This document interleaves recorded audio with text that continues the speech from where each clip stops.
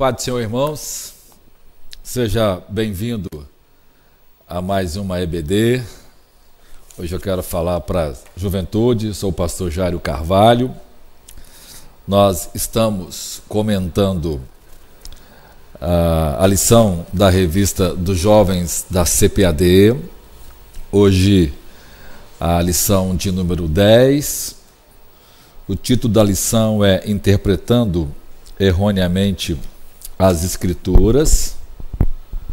O texto principal está em Êxodo 17, que diz: e chamou o nome daquele lugar Massá e Meribá, por causa da contenda dos filhos de Israel, e porque tentaram o Senhor, dizendo: está o Senhor no meio de nós ou não? O resumo da lição diz que a segunda tentação pela qual Jesus passou nos remete a interpretar e aplicar mal um texto das Escrituras, tentando forçar Deus a fazer nossa vontade. Antes de a gente ler o texto bíblico, queria que você convidasse alguém para que pudesse participar conosco dessa aula gloriosa. Você que não é inscrito em nosso canal, que você possa se inscrever no nosso canal e compartilhar com as pessoas a palavra de Deus. Chame os jovens aí, vamos todos nós participar no chat, falar, fazer perguntas. E eu quero, nesse dia, acompanhar vocês e que será uma aula abençoada para a glória de Deus. Antes, vamos orar. Senhor, opera uma obra nesta manhã, desperta cada jovem que ouvirá a sua palavra, Senhor. Opere as tuas obras maravilhosas, no nome de Jesus. Amém. O texto bíblico é Mateus 4, de 5 a 7. Eu devo pegar um pouco mais dos versos do texto. O outro texto está em Deuteronômio 6, de 13 a 16, que diz assim: o Senhor teu Deus temerás, e a ele servirás, e pelo seu nome jurarás. Não seguireis outros deuses, os deuses dos povos que houver à roda de vós, porque o Senhor teu Deus é um Deus zeloso no meio de ti, para que a ira do Senhor teu Deus se não acenda contra ti e te destrua de sobre a face da terra. O 16 diz: não tentareis o Senhor vosso Deus, como tentastes em Massá. A ideia hoje é a gente analisar a tentação de Jesus, observando como o diabo é sagaz, como ele vai torcer as Escrituras, ou vai citá-la fora do seu contexto, ou ele vai dar a ela um outro senso de valoração, que não é exatamente aquilo que foi dito pelo autor das Escrituras, ou pelo autor, ou pelos personagens do texto, ou pela intenção do autor em registrar aquele fato. Então, o que ele faz? Ele pega um texto das Escrituras, primeiro tira ele do seu leito natural, tira ele do seu contexto. E todo texto fora do seu contexto é pretexto para heresia. Então, a primeira coisa que ele faz é tirar esse texto do leito, do seu contexto original. E depois dar a esse texto um outro sentido. E aplicar esse sentido distorcido na vida das pessoas, levando elas ou a pecar, ou a interpretação faz com que aquela pessoa seja impedida de desfrutar de certas bênçãos que as Escrituras ensinam, mas por causa de uma visão que o diabo coloca, ele tira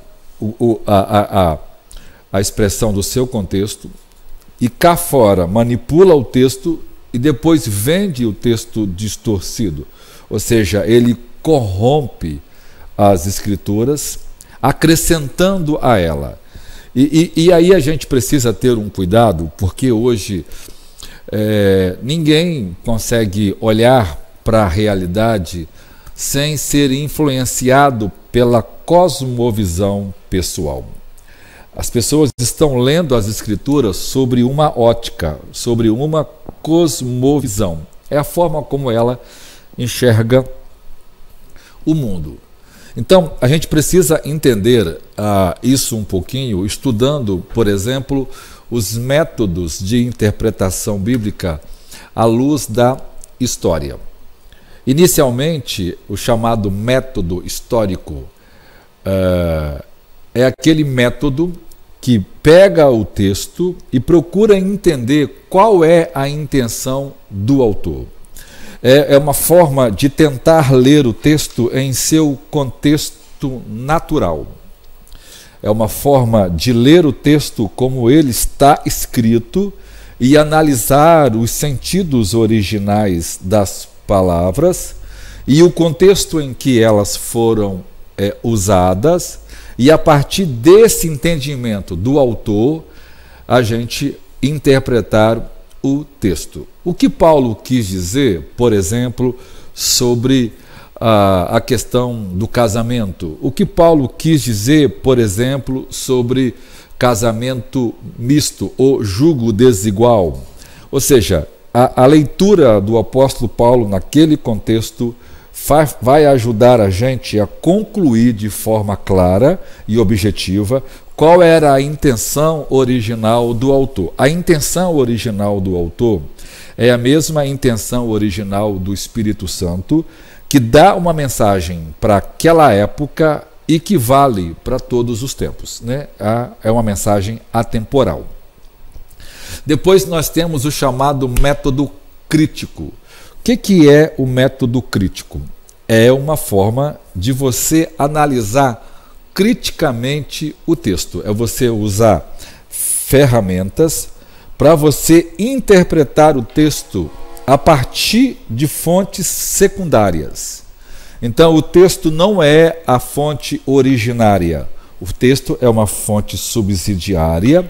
E aí você começa a ler o texto com uma outra ótica, e a partir da interpretação solta daquela visão distorcida ou fora do contexto do leito original em que o texto foi escrito, e usando análise crítica, por exemplo, a visão das escolas do Pentateuco, que diz que Moisés não escreveu o Pentateuco, que 5 escolas diferentes formaram um tipo de um tapete de várias cores, e então escrita em várias épocas. Por exemplo, a escola jeovista, a escola eloísta, a escola sacerdotal, a escola deuteronomista, a escola javista, ou seja, cada um desses grupos que enfatizavam o nome de Deus criou uma narrativa, e o autor foi lá, coletou essa coxa de retalhos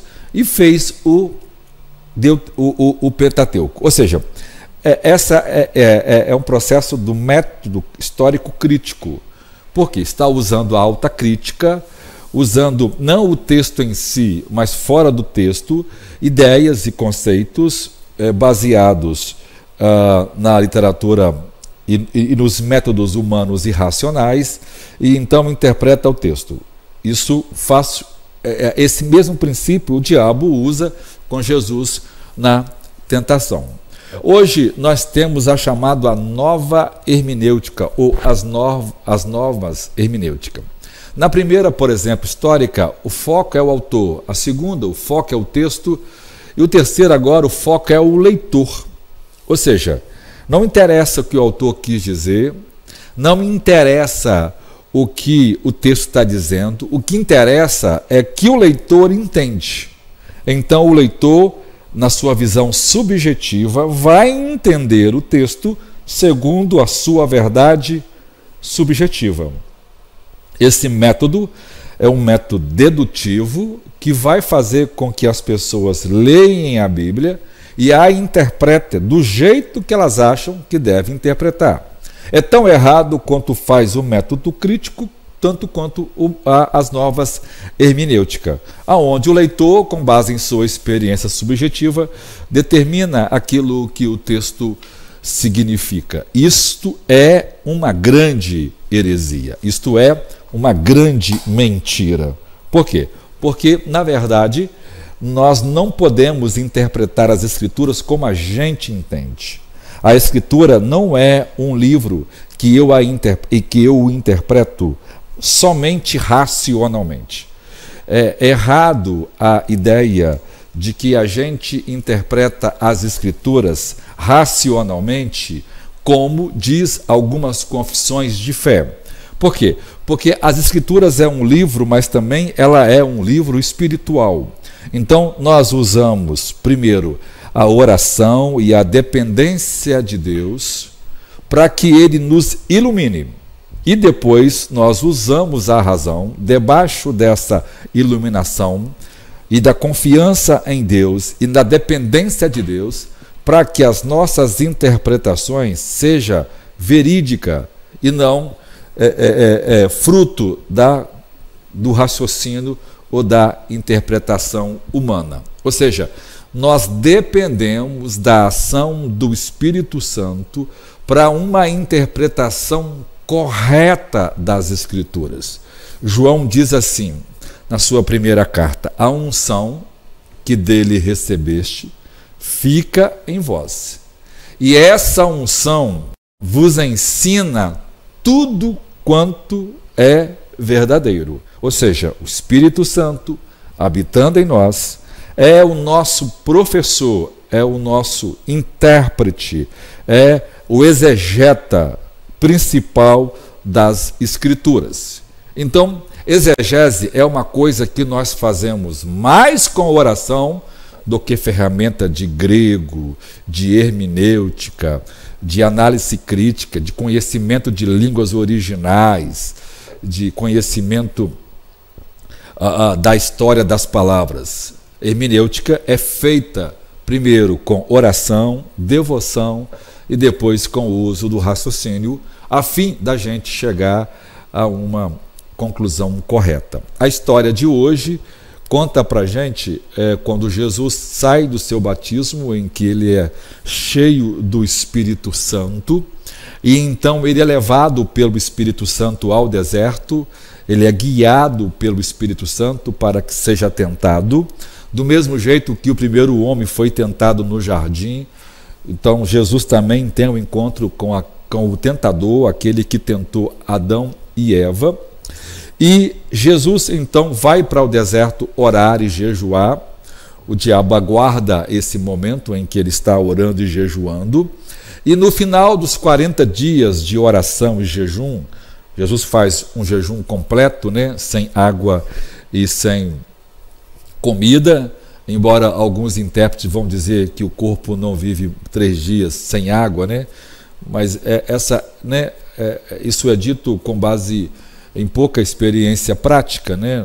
Existe hoje muitas pessoas que já fizeram esse jejum e ainda faz esse tipo de jejum, embora um jejum prolongado é sempre aconselhável que a gente o faça com água, mas aqui Deus está orientando e acompanhando esses jejuns. Quando são feitos assim, normalmente Deus orienta e acompanha jejuns assim mais rígidos, e ninguém deve fazê-lo sem um acompanhamento espiritual ou orientação de um líder ou pastor da sua igreja.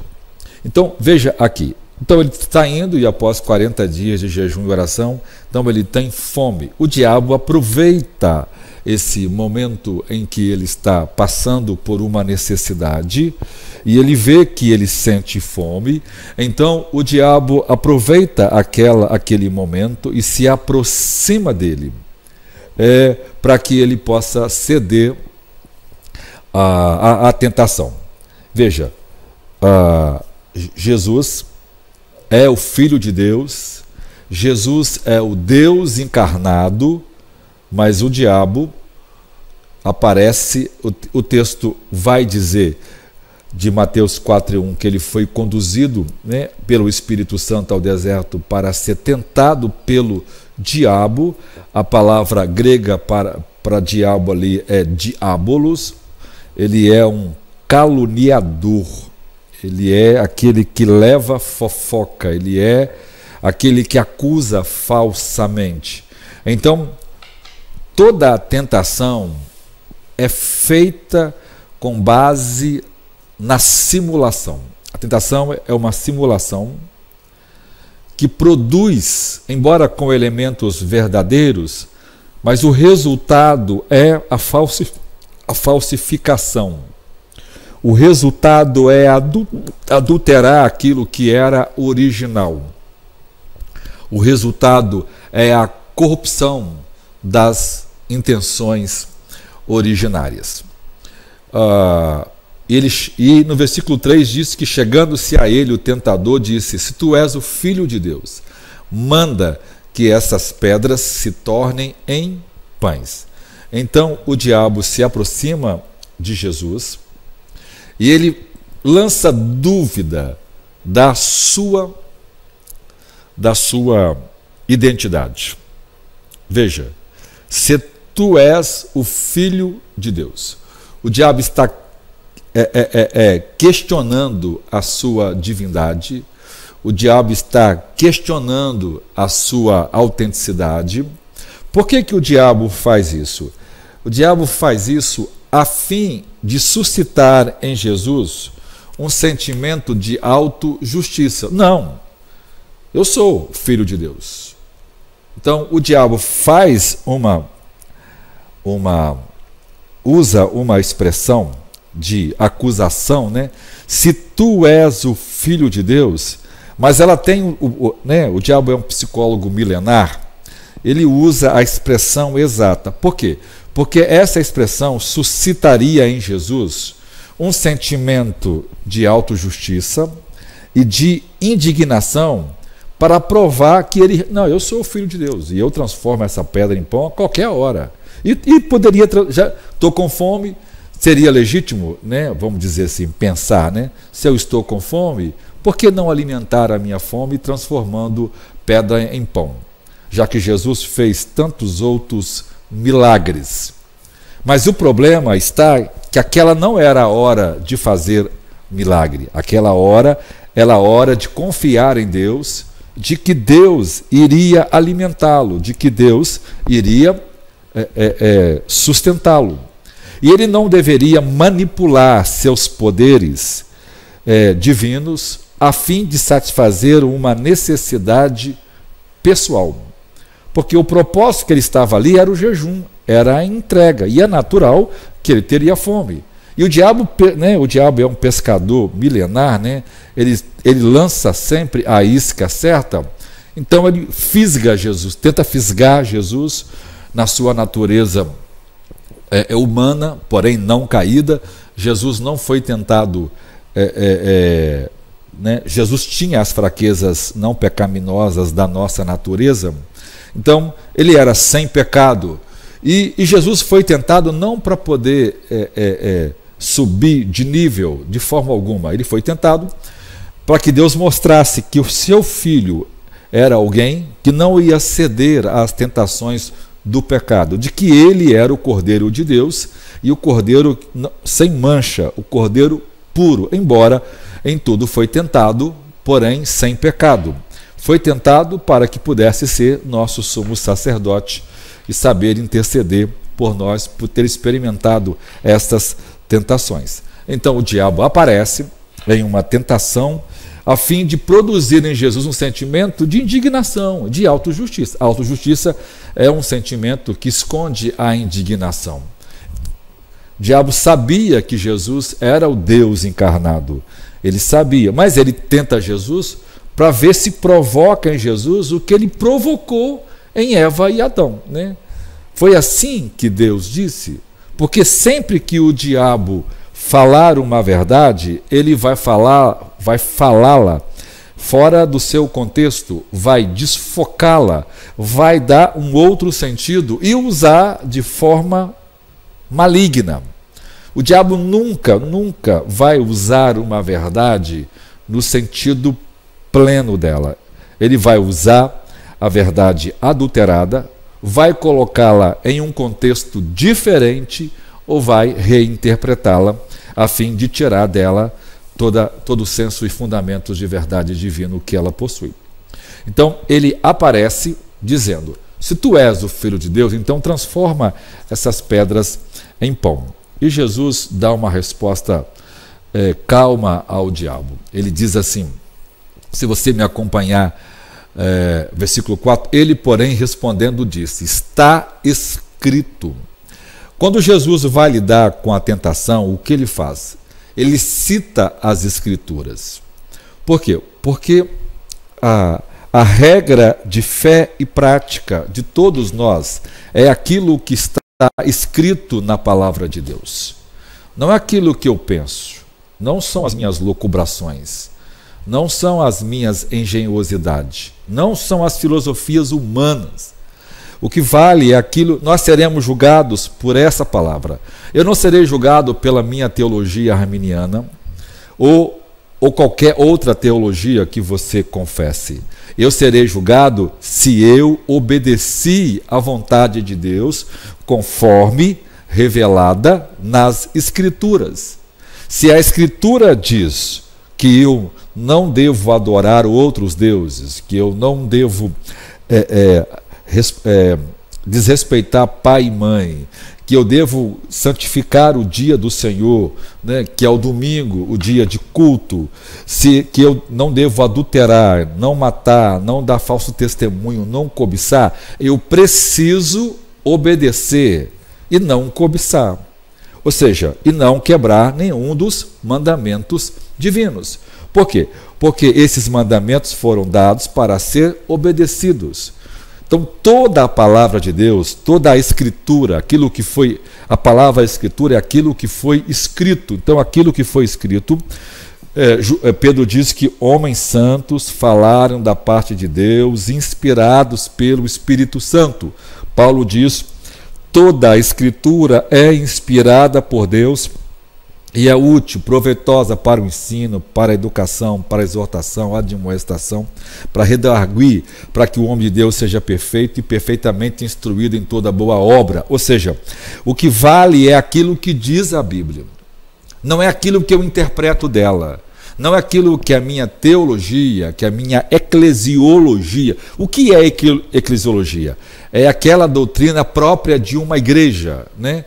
As igrejas de tal denominação têm a sua forma de crer, ou a sua confissão de fé, ou aquilo que eu entendo. Ou seja, não é aquilo que a minha igreja ensina, é aquilo que a palavra de Deus ensina. O bom é que aquilo que a minha igreja ensina seja exatamente aquilo que a palavra de Deus ensina. E nisto a gente precisa confiar em Deus. Por quê? Porque todo mundo diz que aquilo que ele ensina é a verdade de Deus. E quando você vai comparar as igrejas ensinando, o mesmo ensino é ensinado de forma oposta. Por exemplo, os cessacionistas ensinam que os dons espirituais cessaram na igreja e que eles não existem mais. Os continuistas, que são os pentecostais, creem que os dons espirituais existem na igreja. Vejam, essas duas visões estão lendo o mesmo texto, estão lendo o mesmo livro de Atos, estão lendo as mesmas epístolas, estão lendo a mesma Bíblia, mas uma chega a uma conclusão e a outra chega à mesma conclusão. Vejam, a leitura pentecostal é uma leitura mais simples. Ela lê o texto e aceita o texto do jeito em que está escrito. Isso facilita os pentecostais em acertar em sua doutrina carismática. Já os cessacionistas cometem o erro porque a interpretação deles dependem do racionalismo. E ela tem viés ateístas, ela tem um viés naturalista, ela tem um viés puramente racional. Por quê? Porque em nenhum lugar da Escritura do Novo Testamento diz que os dons cessaram. Nem no Novo Testamento, nem na história nós temos autoridade para dizer isso. Mas um cessacionista vai ler o texto e vai interpretar. Ou seja, esta é uma interpretação baseada no preconceito. Ela é humanista, ela é racional, ela é eclesiológica e ela tem viés ateístas. Por quê? Porque não crê na operação da atualidade dos dons espirituais na igreja. E Paulo diz que esse é um pecado de apagar o Espírito Santo na igreja, apagar suas operações, suas manifestações espirituais. E para isso eles criam uma teologia, eles transformam essa teologia em uma confissão de fé, e a partir dessa confissão de fé eles interpretam as Escrituras. Armínio disse que muitos reformadores, porque adotaram as confissões de fé, então Armínio cita 2 confissões de fé, e Armínio vai dizer que eles estão criando 2 bezerros de ouro, colocando um em Berseba e o outro em Dan. Por quê? Porque agora a Escritura é interpretada segundo um modelo de confissão de fé. Isso é um problema, porque às vezes a confissão de fé pode não ser a expressão da verdade das Escrituras, conforme revelada pelo Espírito Santo. Mas, na verdade, a confissão de fé, na verdade, é um modelo de fé projetado, criado por uma denominação, por um concílio ou por uma igreja que adota, ou igrejas que adotam aquela confissão de fé, como se a confissão de fé fosse a palavra final sobre aquele comportamento. Então, o cessacionismo e o continuismo são interpretações diferentes das Escrituras. Por quê? Porque, na verdade, as pessoas estão tirando conclusões que não têm base nas Escrituras. Em momento nenhum, as Escrituras dizem que os dons cessaram. Pelo contrário, a história prova isso, e hoje, mais que 70% dos crentes do mundo inteiro são pentecostais. Então, veja, o diabo então chega, distorce essa noção, e Jesus vai dizer, está escrito. Ou seja, o que vale é o que está escrito. Jesus diz que recebereis o poder do Espírito Santo, e não adianta dizer que aquilo é só para os apóstolos, porque é um equívoco hermenêutico, infelizmente dito por muitos eruditos. Mas por quê? Porque vestiram a carapuça da eclesiologia e aí ficaram cegos sobre a verdade do Evangelho. Então, ou seja, é o que está escrito. Aí ele vai dizer, para poder parar aquela tentação, ele vai dizer assim, nem só de pão viverá o homem, mas de toda a palavra que sai da boca de Deus. Jesus está dando uma resposta a Satanás, mostrando a ele, primeiro, que Deus é aquele que sustenta nossa vida. Quem nos dá o pão para comer é Deus. Não é nosso suor, não é nosso trabalho. Essa é uma coisa que Deus faz. Segundo, Jesus está dizendo para o diabo que, além do pão, há outras necessidades mais importantes que precisam ser supridas, que são as necessidades espirituais. E no caso aqui era o jejum. Ele estava jejuando, estava iniciando o seu ministério, e para iniciar seu ministério ele precisava orar e jejuar.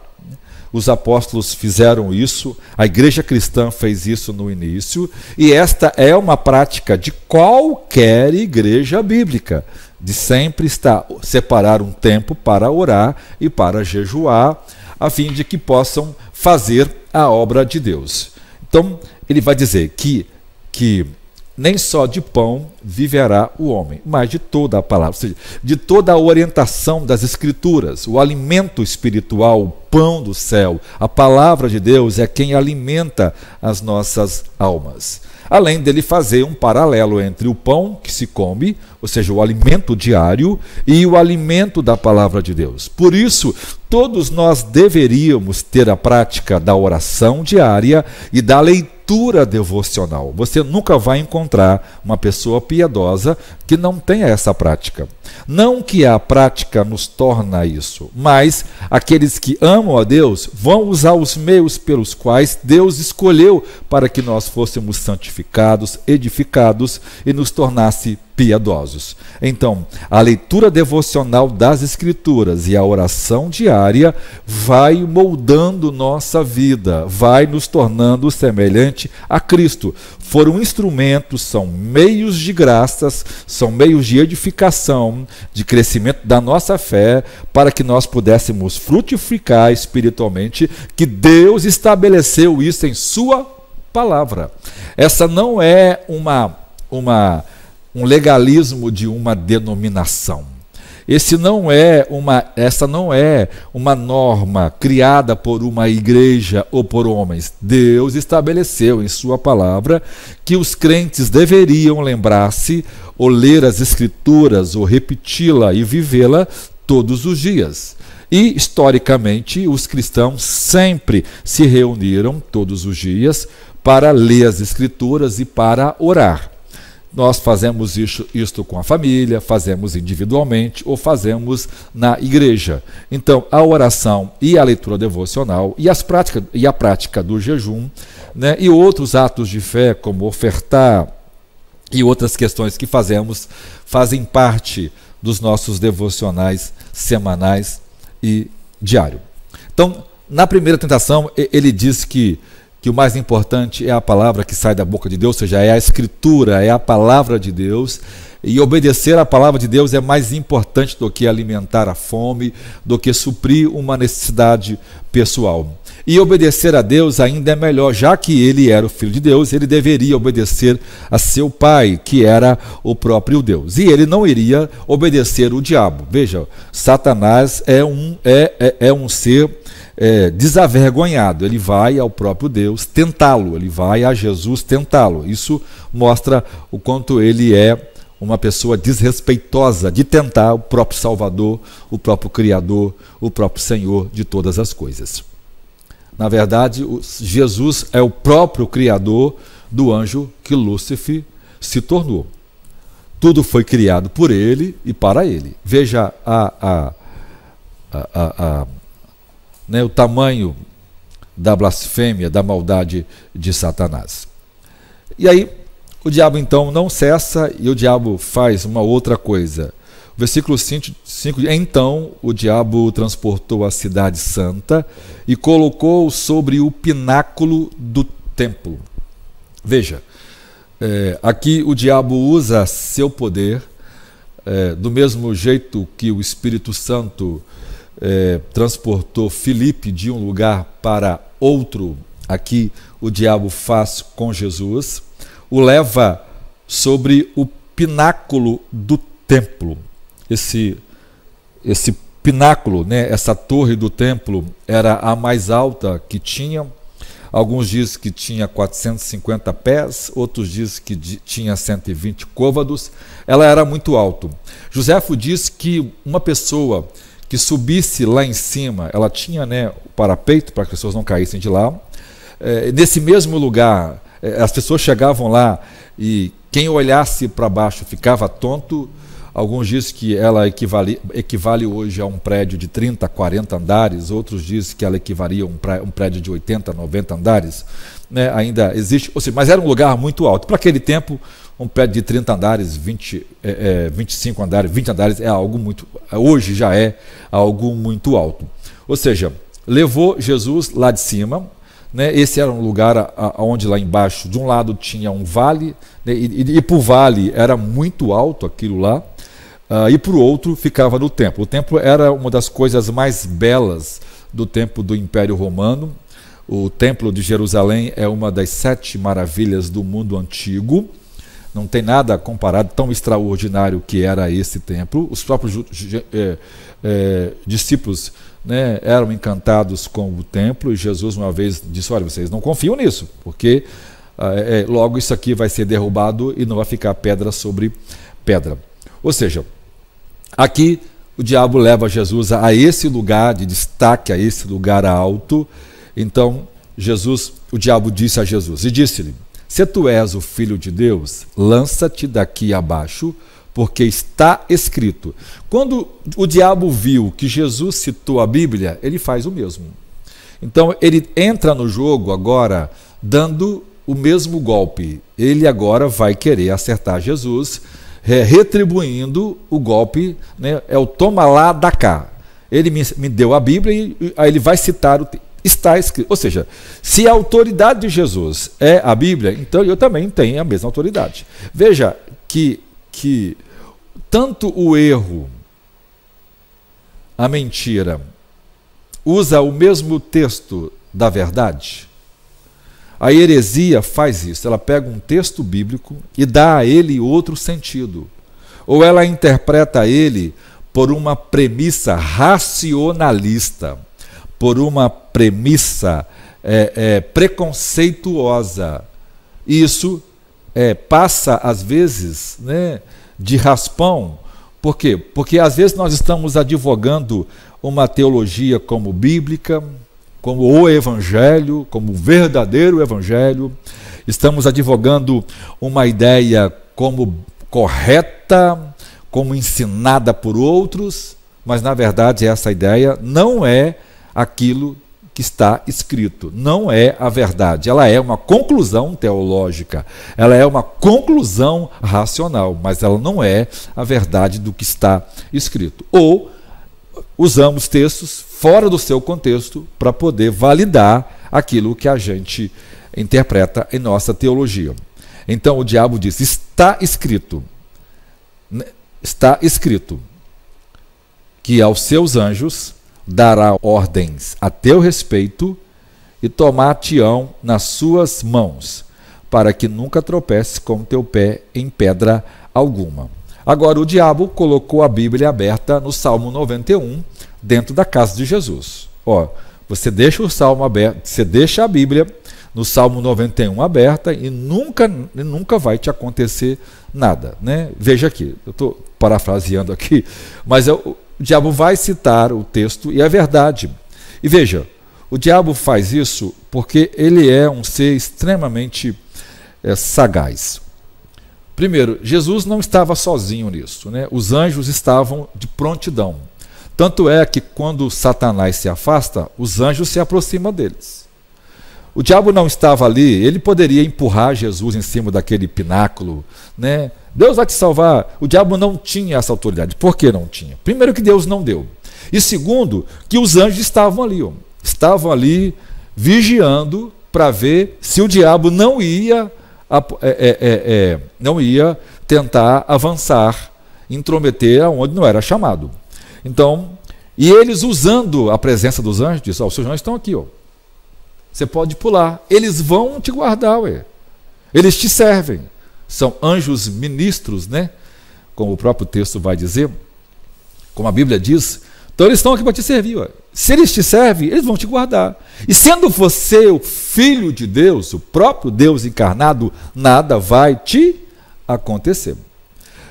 O que o diabo está fazendo é uma manobra de manipulação. Ele quer manipular a Jesus. Ele quer produzir em Jesus algum sentimento humano de autopiedade, de autojustiça, de autoclamor, de autoproclamação, de autoafirmação, para que Jesus faça essa loucura. Porque se ele cair lá embaixo e as pessoas verem que ele não se machuca, né, as pessoas vão saber que você é o Filho de Deus.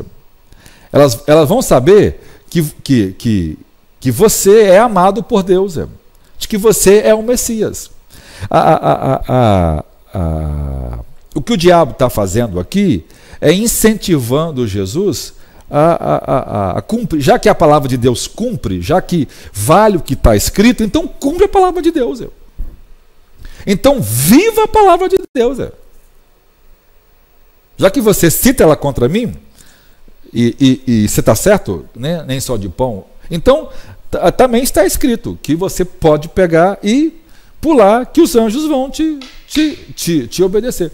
Primeiro, o diabo está levando Jesus a colocar na mente do Jesus homem, de nós, realmente a palavra de Deus tem importância?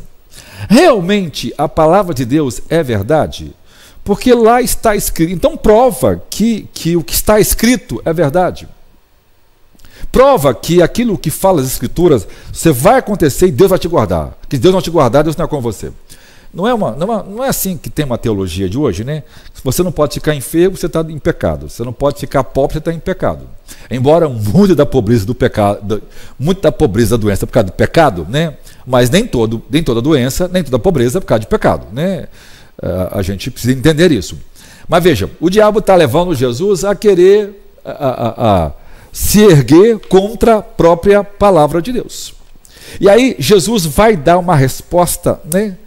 No mesmo tapa e diz, vai dizer, o diabo dizendo, e se tu és o filho de Deus, lança-te daqui abaixo, porque está escrito que aos teus anjos. Jesus diz, ok, se a batalha então é pela palavra de Deus a maior das armas, então nós vamos usar ela então. Então Jesus dá o outro golpe, não tentarás o Senhor, seu Deus. Porque tentar a Deus é não confiar no seu amor, é não confiar na sua misericórdia e não confiar na sua bondade. Aquele povo estava com sede e ao invés de confiar em Deus, de que Deus iria supri-lo com água, o povo diz, Deus não está no nosso meio? Por que nós estamos passando fome? É colocar Deus à prova, é murmurar contra a sua bondade, murmurar contra seu amor.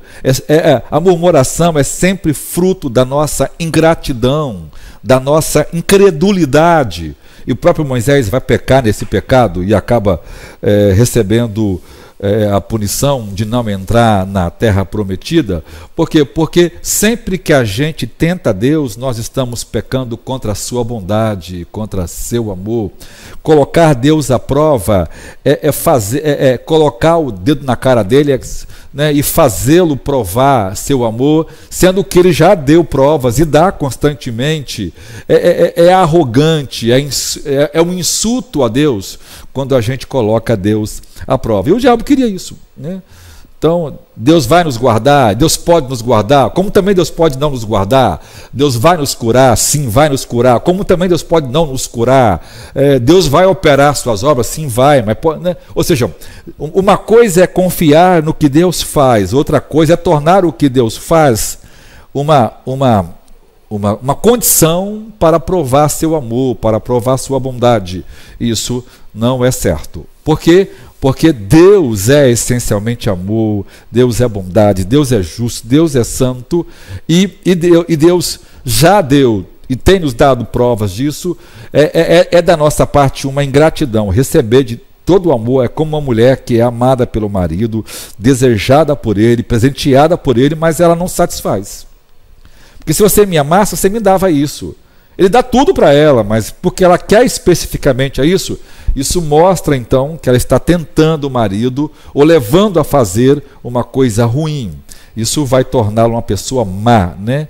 Ao satisfazer a vontade da mulher, como aqui Jesus poderia estar satisfazendo a vontade do diabo. Veja que primeiro o diabo tentou Jesus na área da concupiscência da carne, naquelas fraquezas não pecaminosas de Jesus, onde a gente sente fome, cansaço, tristeza, desânimo, né? Dores, essas fraquezas não pecaminosas que constantemente acabam sendo veículos de tentação, né? A gente gosta dessa ideia de autogratificação, de autoindulgência, né? Nossa, eu trabalhei tanto, eu mereço descansar, então não vou no culto. Nossa, eu já jejuei tanto tempo, agora eu vou ficar um tempo sem jejuar. Nossa, mereço isso. Nossa, eu sempre ajudei na obra, mas agora eu estou precisando comprar para mim um melhor carro, aí eu mereço isso. E às vezes a gente deixa de continuar servindo a Deus para nos dar aquelas autogratificações. Você veja, são coisas boas e que acabam se tornando tentação. Veja, o que nos separa de Deus não são grandes pecados, são coisas boas. Comer pão não é pecado, mas transformar pedra em pão por motivos egoístas é pecado. Comer uma torta de maçã ou uma torta de qualquer outro pedaço de doce que você gosta, não é pecado, mas se isto impede você de orar e jejuar, se isso acaba lhe sendo uma comida que você come, então você engorda muito, e agora o seu peso não te dá condições de fazer um evangelismo, porque se você andar, você não suporta andar, dói o joelho, dói as costas. Se isto é uma verdade, você caiu numa tentação, e isso produz males. Veja, o que está impedindo você de ter comunhão com Deus, de exercer seu ministério, de fazer a vontade de Deus em tantas áreas, às vezes é o seu corpo. Por quê? Porque você cede à tentação de comer muito. Então o diabo tenta Jesus numa coisa simples, comida. Comer não é pecado, né? Deus criou a comida, mas quando você lida com ela de forma errada, você está cedendo a uma tentação que vai lhe trazer prejuízos espirituais, né? Então, o diabo não para, o diabo então primeiro tenta Jesus na área dos desejos da carne, depois o diabo tenta Jesus na área da concupiscência dos olhos, dos desejos dos olhos, que é aquela necessidade de autorreconhecimento, de louvor, de apreciação, né? Aquela busca de endeusamento que todos nós temos, né? A gente fica com raiva porque ninguém falou com a gente, porque a gente não teve oportunidade, porque a gente não cresce, porque a gente não é aqui. Ou seja, essa necessidade nossa de aparecer, de mostrar a nossa autoimagem, de desenvolver, de aparecer, de estar presente, de ser percebido, é uma busca de endeusamento, de empoderamento, que só vai nos trazer prejuízos e vai nos afastar cada vez mais de Deus. Por quê? Porque é aquilo que agrada aos olhos, né? A gente quer ser percebido, ser visto, né? Seguido, curtido, porque nós gostamos disso. Por isso as redes sociais fazem sobre nós uma pressão e uma escravidão fora do comum. Por quê? Porque nós gostamos daquilo, o diabo usa as redes sociais, né? E o diabo vai usar aqui o mundo virtual com Jesus para poder escravizar a gente. Nós estamos sendo escravizados pelo mundo virtual que o diabo de alguma forma usa para nos escravizar. Porque nós gostamos de aparecer, e as redes sociais é um elemento que nos atrai, que nos prende, que nos escraviza. Por quê? Porque satisfaz os desejos dos olhos.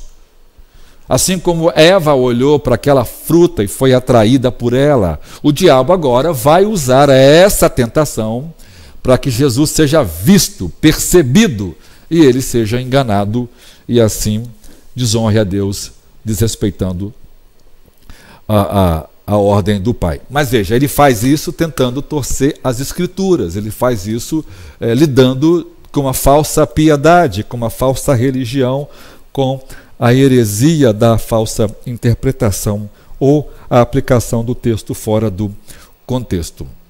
Novamente, o diabo então não para, ele o transportou a um monte muito alto, versículo 8 aí, e mostrou-lhe todos os reinos do mundo e a glória deles. E disse-lhe: tudo isso te darei, se prostrando me adorarem. Aqui, um alto monte, a palavra grega usada por Lucas aqui nesse contexto dá uma ideia, é uma palavra usada pelos matemáticos para se referir a uma fórmula matemática de projeção, né? Uma ideia de criar uma ilusão de ótica, que é o que acontece hoje, por exemplo, com a tecnologia. Essa fórmula é a primeira, é o nascedouro inicial das ciências, né? Das câmeras, do mundo virtual, né? Que a gente conhece hoje. Então, e essa palavra é traduzido como no momento, num ponto. Ou seja, no abrir e fechar de olhos em 6 milésimos de segundo, o diabo pegou Jesus e o levou para o ponto de um pico muito alto. O texto não fala, mas a ideia aqui é que o diabo o leva para um lugar e usando aqui a ideia da imaginação, Literalmente, o diabo fez aquilo que a televisão, que a mídia, que a internet faz hoje. Ele leva e ele mostra todos os reinos do mundo. É como se você estivesse no mundo virtual ou numa sala e aparece imagens de pessoas, né, como a gente vê na televisão hoje, lugares, as pessoas falando dos poderes, dos mundos, os exércitos, a cultura, a riqueza. O diabo mostra todos os reinos do mundo e não só mostrou Roma, né? Mostra todos os reinos que nós conhecemos, mostra a possibilidade daquele crescimento, daquele empoderamento que o mundo ante Deus tem. Aqui a gente precisa entender uma coisa. Essa virtualidade que o diabo está mostrando para Jesus, usando a imaginação e mostrando, né? Porque você vai subir um monte, você não consegue ver todos os reinos do monte, né? Por isso tem que entender o que o diabo aqui está usando a tecnologia muito antes dela existir. Só que ele traz isso de forma real, né? De forma real. Está usando um holograma, por assim dizer, um avatar, por assim dizer, um metaverso, por assim dizer, e mostrando a Jesus tudo, toda a riqueza, toda a glória do mundo. E agora, primeiro, que mundo é esse? Não é o mundo que está sobre o governo de Deus, o mundo criado por Deus. Aqui é o mundo que se opõe a Deus, embora também esse mundo esteja sob o seu governo de forma soberana, mas não é o mundo que obedece a Deus. É aquele mundo que se opõe a Deus, é o mundo ante Deus. Então o diabo está usando aqui as riquezas da injustiça, o diabo está usando aqui a luxúria, o empoderamento, a busca de fama, de glória, que o mundo oferece. Que o mundo oferece. As riquezas injustas, né? E aqueles que usam delas de forma errada. As filosofias anti-Deus. O diabo está mostrando aqui como os demônios lhe obedecem, como as pessoas lhe obedecem, como ele governa nações, governa reis por meio do pecado, dos seus instintos. Embora por trás de tudo isso, né, há limites, porque Deus é quem governa, que dá a última palavra, mas em última instância, esse governo ante Deus, quem o comanda é Satanás. Jesus disse que o príncipe deste mundo não tem nada dele, né? João disse que o mundo jaz no maligno, ou seja, todo esse sistema ante-Deus que se levanta contra o conhecimento de Deus, né, que é o reino das trevas, movido pelo pecado, movido pela rebeldia contra Deus, movido contra a vontade de Deus, ou seja, que se opõe a Deus, esse sistema ante-Deus, né, que envolve, por exemplo, é um sistema que hoje domina a política, é um sistema que hoje domina as universidades, é um sistema que hoje domina a maioria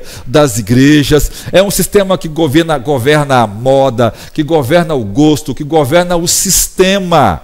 O diabo está fazendo aqui uma parafernália de Hollywood, por assim dizer, de cinema, com os mais efeitos especiais extraordinários, mostrando para Jesus a glória, o poder, a grandeza desse mundo que ele poderia ser e se tornar, por certo, para que possa enganar Jesus. E todo esse mundo, esse poder, essa glória que ele tem, que é dele, porque o pecado alimenta, embora ele usurpou, o diabo é um usurpador, nada é dele, tudo é de Deus, embora ele está mentindo, porque ele é o pai da mentira, né? Mas esse sistema ante Deus que ele usurpou, a verdade que ele adulterou, porque a mentira depende da verdade para existir, porque a mentira deturpa a verdade, né? Ele precisa do verdadeiro para falsificar, porque ele não tem poder para criar, né? É miserável quando ele fala que a mim foi dado. Ninguém deu para ele usurpou isso, ele está mentindo para Jesus, mas ele está mostrando, eu governo isso, embora isso está debaixo da permissão de Deus, e Jesus vai dar uma resposta ao diabo. O problema todo está na proposta. O diabo começou muito calmamente. Primeiro, ele mostrou, quis mostrar para Jesus que ele estava com fome, então partiu da questão da fome, né? Ele chegou muito sorrateiramente, como um anjo de luz, com um sapatinho de algodão, como alguns dizem, Depois ele vai mais a fundo, ele leva Jesus a se autopromover, e aí ele, né, isso é um problema sério, a nossa autopromoção, a nossa defesa da imagem, da reputação, é um negócio sério, né? Jesus não cai nessa. Mas a terceira tentação irritou a Jesus demais, porque aí o diabo faz aquilo que ele queria fazer. Tudo que o diabo queria ali era um aliado que se rebela contra Deus. Vejam, ele pede a Jesus que o adore. Tudo que o diabo quer agora é que o Filho de Deus, o Deus encarnado, o adore. Veja o tamanho da artimanha, veja o veneno, veja o plano maquiavélico. Já imaginou Jesus e misericórdia, o diabo juntos? Já imaginou o que ele queria? É o filho. Ele quer agora ter a submissão do Filho de Deus, da segunda pessoa da Trindade. Isso é algo isso é algo maléfico, isso é algo horrível, isso é blasfêmico. Jesus ficou tão irritado com isso que ele dá uma resposta ao diabo, mas de pronto ele fala assim, ó: vai-te, Satanás. E Jesus já fala, né, o português não dá, o grego ele já vai embora, porque está escrito: ao Senhor teu Deus adorarás e só ele servirá. Ou seja, tudo que o diabo quer agora é que Jesus quebre o primeiro dos mandamentos, na hora. Seja, só você me adorar, que tudo eu te dou. Ou seja, o Pai prometeu a ele o reino e o caminho era a cruz. O diabo disse: ó, me adora que eu te dou tudo de graça, né? O diabo está sempre encurtando os caminhos, né? Isso deve ser, inclusive, assunto das próximas lições. Mas vejam comigo, o diabo então distorce tudo isso, a fim de tentar enganar Jesus. Mas Jesus ficou firme e não deixou o diabo enganá-lo. Por quê? Porque Jesus é a palavra de Deus encarnada, ele é o Deus encarnado, e ele como homem, na sua encarnação, não usou seus poderes, mas Jesus era um homem que foi criado amando a palavra de Deus. Jesus orava, Jesus vivia em comunhão com seu Pai, então isso lhe deu o poder de vencer as tentações. Cuidado com as filosofias que parecem ser a verdade, que tem cara de academicismo.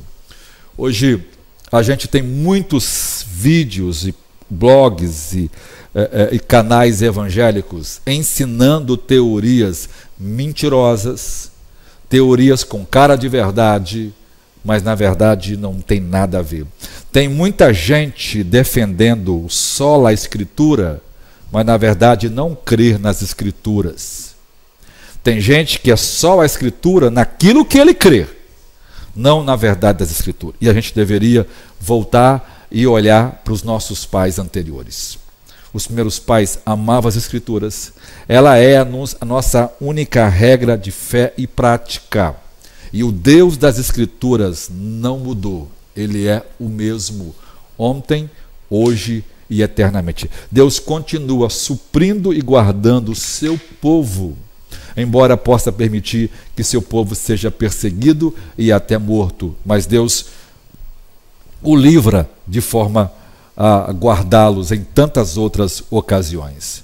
Segundo, Deus está sendo exaltado por meio de nós através da cruz de Cristo, através da nossa entrega e da nossa obediência.